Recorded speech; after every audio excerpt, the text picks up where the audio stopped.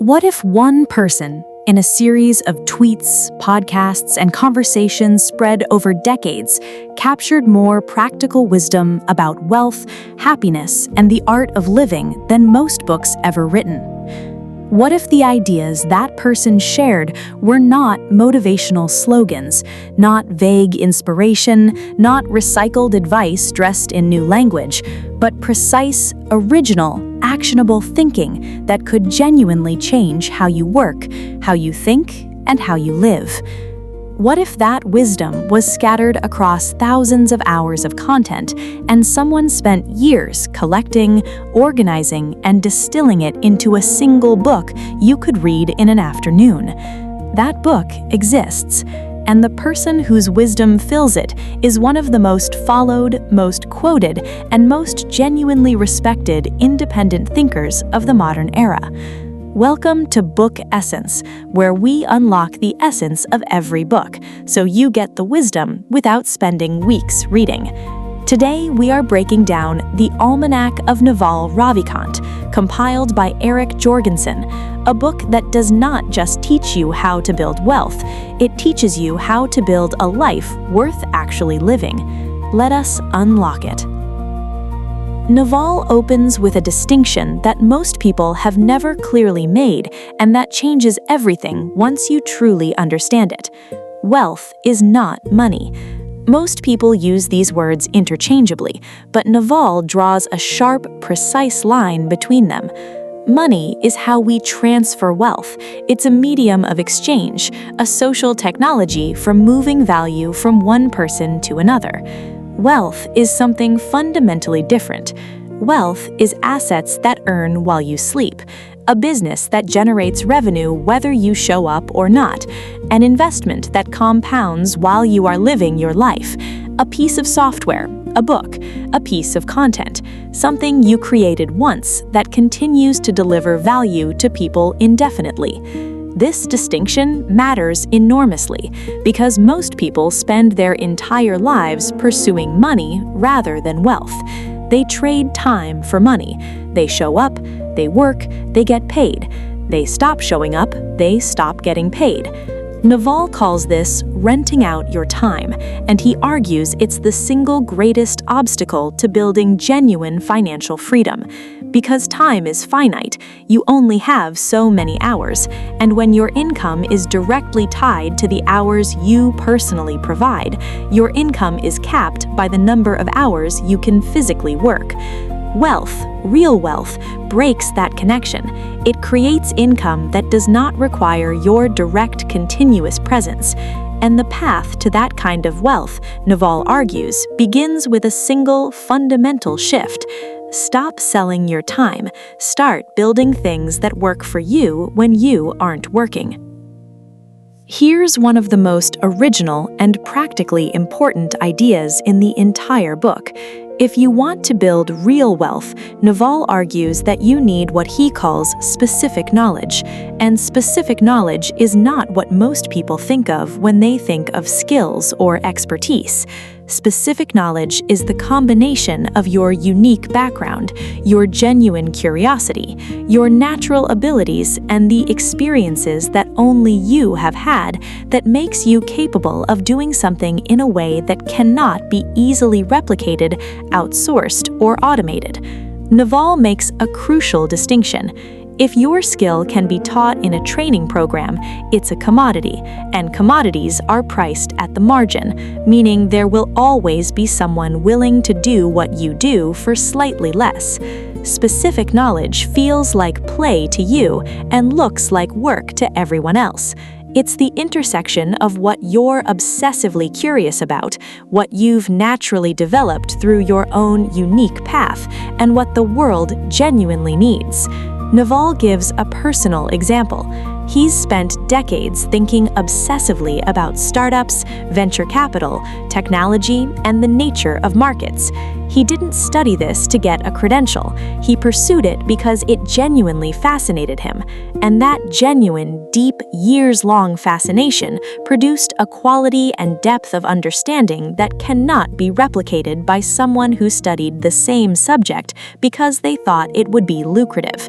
The path to finding your specific knowledge is not to ask what is valuable, it's to ask what you would pursue even if no one paid you for it, and then find the place where that pursuit meets genuine demand. This is the concept that Naval argues separates the people who build extraordinary wealth from those who work hard their entire lives and build ordinary wealth. Leverage.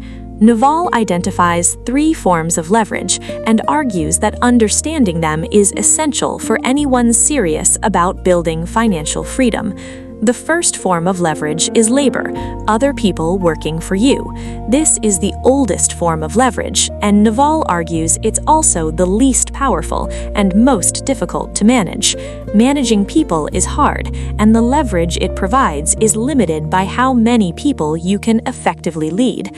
The second form is capital, money working for you. This is more powerful than labor, but it requires money to start, and most people don't start with capital. They have to build it first.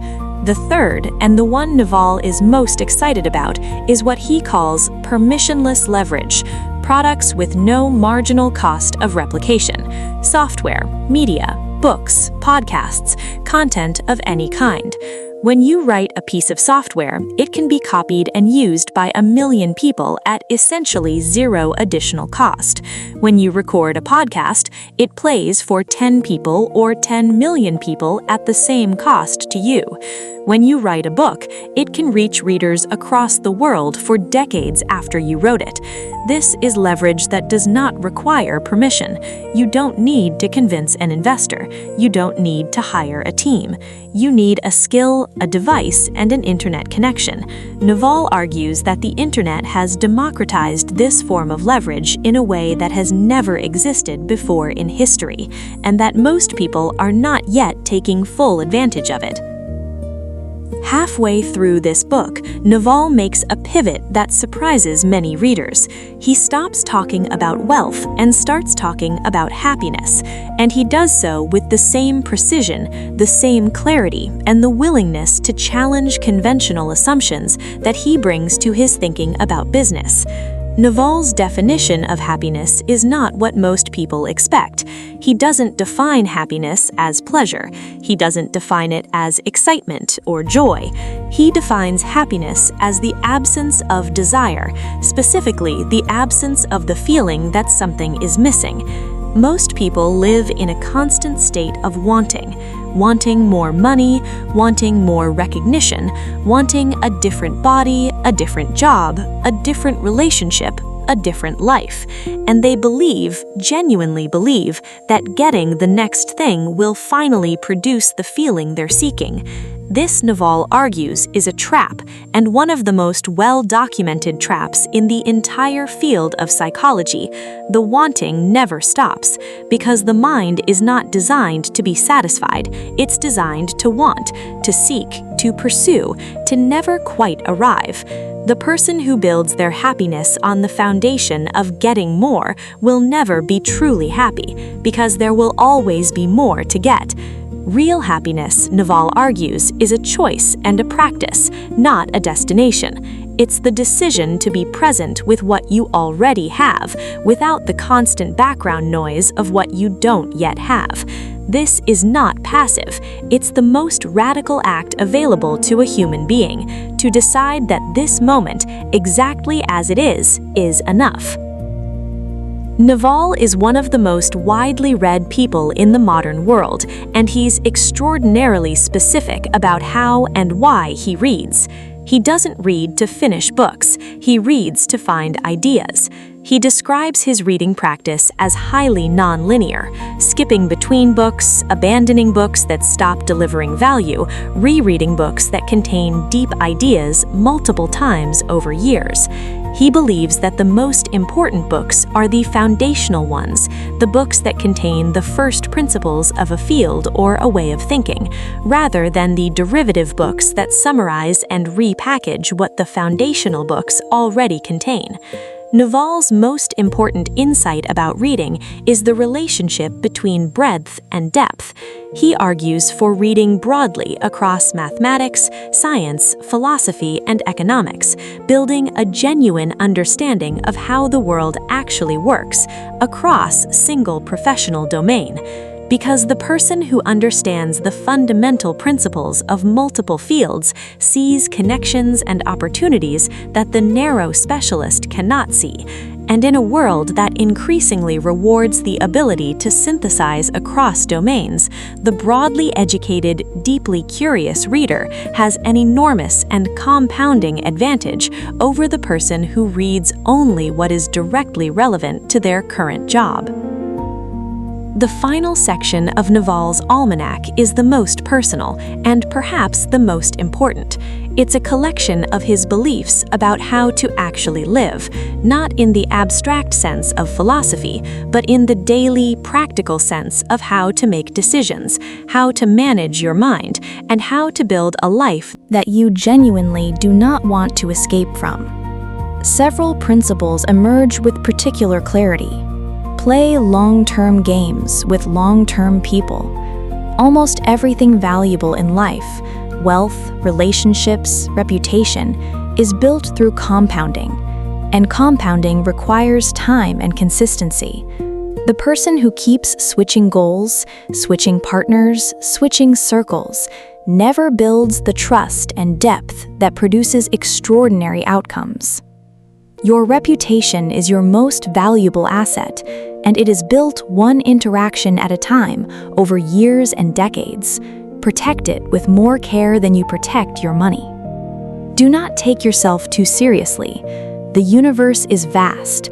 Your problems are temporary. Your ego is a story you're telling yourself, and most of the suffering it produces is optional. And finally, the most important skill you can develop is the skill of learning how to learn, because the world changes faster than any fixed body of knowledge can keep up with. The person who knows how to learn, who stays genuinely curious, who updates their beliefs when evidence demands it, who approaches the world as a student rather than an authority, will always be more capable, more adaptable, and more alive than the person who stopped learning the day they finished their formal education. Let us bring together the greatest lessons from the Almanack of Naval Ravikant. 1. Wealth is not money. Wealth is assets that earn while you sleep. Stop selling your time. Start building things that work when you are not working. 2. Find your specific knowledge. The intersection of your genuine curiosity, your unique background, and real-world demand is where your greatest value lives. It feels like play to you and looks like work to everyone else. 3. Understand leverage. Labor, capital, and permissionless leverage, software, media, and content are the tools that allow one person to create value for millions. The internet has made this available to everyone willing to use it. 4. Happiness is a choice. It is not the destination at the end of wanting. It is the practice of being present with what already is, without the constant noise of what is not yet. 5. Read broadly and deeply. Build genuine understanding of how the world actually works across science, mathematics, philosophy, and economics. The broadly educated mind sees what the narrow specialist cannot. 6. Play long-term games with long-term people. Almost everything worth having is built through compounding, and compounding requires consistency over time. Naval closes his almanac with a thought that captures everything he has spent decades learning. The purpose of life is to find your own answer to the question of how to live, not to adopt someone else's answer as though it were your own. These ideas are not instructions, they are invitations to think more carefully, to live more deliberately, to build more intentionally. What you do with them is entirely up to you. That is the essence of the Almanack of Naval Ravikant, and that is what we do here at Book Essence. We take the world's most powerful books and unlock their wisdom, so you can think more clearly, build more intentionally, and live more fully. If this video brought you value, please like, subscribe, and share it with someone who is ready to think differently about wealth, happiness, and how to live. Every week on Book Essence, a new book, a new lesson, a new chance to grow. Until next time, keep reading, keep growing, and keep unlocking your essence. See you in the next one.